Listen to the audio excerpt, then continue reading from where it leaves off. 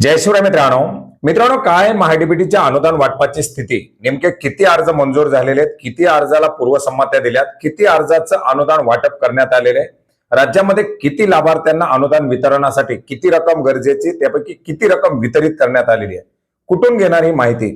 बऱ्याच वेळा शेतकऱ्यांच्या माध्यमातून प्रश्न केले जातात, ट्रॅक्टरचं अनुदान कधी येणार, फळबागेचं अनुदान कधी येणार, फळबागेसाठी निधी उपलब्ध आहे का, ट्रॅक्टरसाठी निधी उपलब्ध आहे का। बऱ्याच वेळा वर्तमानपत्रातून बातम्या येतात की निधीच्या अभावे ट्रॅक्टर योजना थांबली, निधीच्या अभावे यांत्रिकरण योजना खोळंबली। पण नेमका निधी किती उपलब्ध आहे आणि अर्ज किती मंजूर आहेत आणि लागणारा निधी किती आवश्यक आहे, ही माहिती सुद्धा आपल्याला असणं आवश्यक आहे। आणि अगदी एका मिनिटाच्या वेळात आपण ही माहिती ऑनलाईन पद्धतीने पाहू शकता। आणि आजच्या व्हिडिओच्या माध्यमातून हीच माहिती कशी पाहायची याच्या संदर्भातील माहिती या व्हिडिओच्या माध्यमातून घेण्याचा प्रयत्न करणार आहोत। मित्रांनो, याच्यासाठी मी तुम्हाला या व्हिडिओच्या डिस्क्रिप्शन बॉक्समध्ये लिंक देत आहे, किंवा तुम्ही ॲग्री महाराष्ट्राच्या अर्थात कृषी महाराष्ट्राच्या वेबसाईटवरती सुद्धा डॅशबोर्डच्या अंतर्गत ही माहिती पाहू शकता। ज्याच्यावरती आल्यानंतर तुम्ही या ठिकाणी पाहू शकता की एकंदरीत सर्वच योजनांसाठी आवश्यक असलेला निधी या ठिकाणी देण्यात आलेला आहे, जो आतापर्यंत ही योजना महाडीबीटीच्या माध्यमातून राबवायला सुरू झाल्यापासून आवश्यक असलेल्या निधीची आकडेवारी या ठिकाणी देण्यात आलेली आहे, 13,519 कोटी 50 लाख रुपये। आता याच्यामध्ये आपल्याला जुनं पुराणं काही पाहायचं नाही, तर काय करायचं, आपल्याला फायनान्शियल इयर ऑल मधून पहिला आपल्याला 2025-26 फक्त निवडायचंय। आता मी या ठिकाणी 2025-26 निवडलंय, तर 2025-26 मध्ये कृषी यांत्रिकरण असेल, फळबाग असेल, राज्यामध्ये राबवले जाणारे बिरसा मुंडा असेल, बाबासाहेब आंबेडकर कृषी स्वावलंबन योजना असेल, किंवा ज्या योजना असतील त्या सर्व योजना आणि त्याच्यासाठी आवश्यक असलेला निधी आपण या ठिकाणी पाहू शकता, 5,920 कोटी 67 लाख रुपये एवढ्या या ठिकाणी पूर्वसंमत्या प्रीसँक्शन जे काही आहे मंजुरी आहे ती दिलेली आहे। याच्यामध्ये ऍप्लिकेशन किती अप्रूव्ह केलेले आहेत, तर 1,350 कोटी 96 लाख रुपयाचे, त्याच्यापैकी 324 कोटी रुपये आतापर्यंत फक्त वितरित करण्यात आलेले आहेत। आता या सर्व योजना मिळून आता आपल्याला पर्टिक्युलर एकच योजना पाहिजे कुठली। आता याच्यामध्ये आपण काय करूया, सिलेक्ट ऑल मधून आपल्याला पर्टिक्युलर फक्त पाहिजे की राज्य पुरस्कृत कृषी यांत्रिकरण योजना, कारण मोठ्या प्रमाणात या योजनेच्या अंतर्गत लाभार्थी आहेत। आता आपण राज्य पुरस्कृत कृषी यांत्रिकरण योजना निवडल्यानंतर याच्या पुढे आपल्याला आणखीन एक ऑप्शन आहे कंपोनंटची। आता या कंपोनंट मधून आपल्याला मनुष्यचलित, प्राणीचलित, हार्वेस्टर अशी जर वेगळ्या बाबीनुसार आपली पाहिजे असेल, समजा आपण ट्रॅक्टर घेतलेला आहे आणि ट्रॅक्टरच्याच अनुदानाची स्थिती पाहिजे, तर आपण त्या ट्रॅक्टरला सुद्धा या ठिकाणी सिलेक्ट करू शकता। आणि सर्वच जर आपण या ठिकाणी एकंदरीत पाहिलं तर जवळजवळ 3,515 कोटी 67 लाख रुपयाचं या ठिकाणी प्रीसँक्शन इश्यू केलेलं आहे। आणि याच्यामधून जवळजवळ 804 कोटी 28 लाख एवढं ऍप्लिकेशन या ठिकाणी निधीचे अप्रूव्ह केलेले आहेत। यापैकी किती, तर 261 कोटी 78 लाख रुपये आतापर्यंत फक्त वितरित करण्यात आले।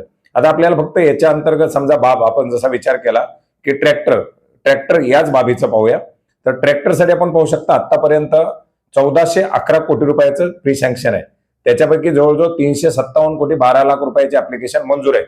आणि यापैकी 108 कोटी रुपयाचं फक्त आतापर्यंत वितरण करण्यात आलंय, म्हणजे बाकी वितरणाच्या या ठिकाणी प्रतीक्षेत आहे।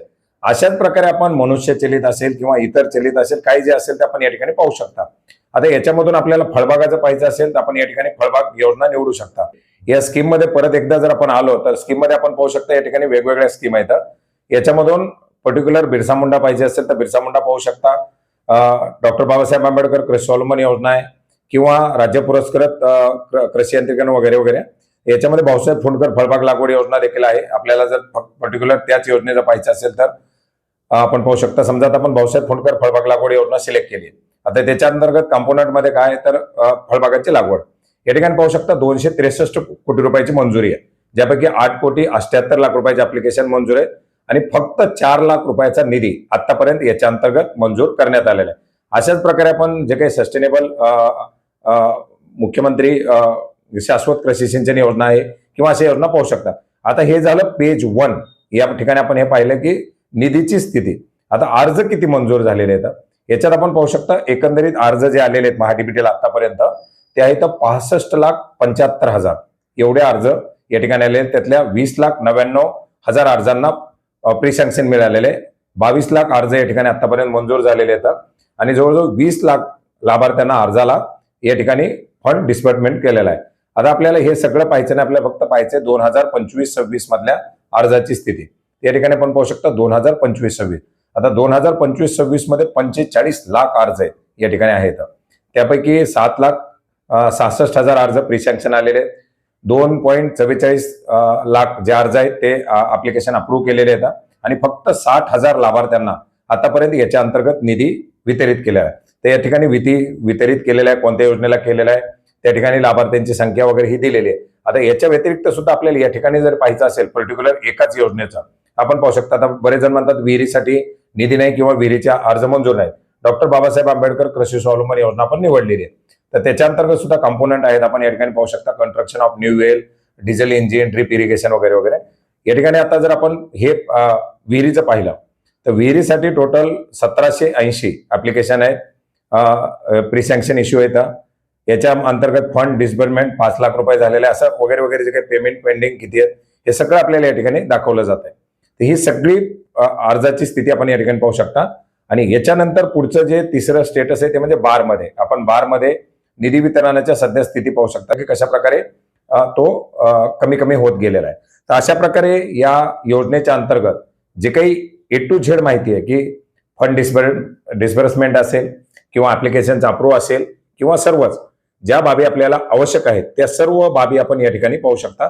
आणि याच्याच अनुषंगाने आपण विचार करू शकता की नेमका अनुदानाचं आता वितरण कधी होऊ शकतं किंवा अर्ज करून त्या बाबींचा लाभ आपल्यापर्यंत मिळू शकतो का. तर ही एक महत्वाची अशी माहिती होती जी मोठ्या प्रमाणात विचारली जात होती, जी आपण घर बसल्या सुद्धा पाहू शकता. धन्यवाद.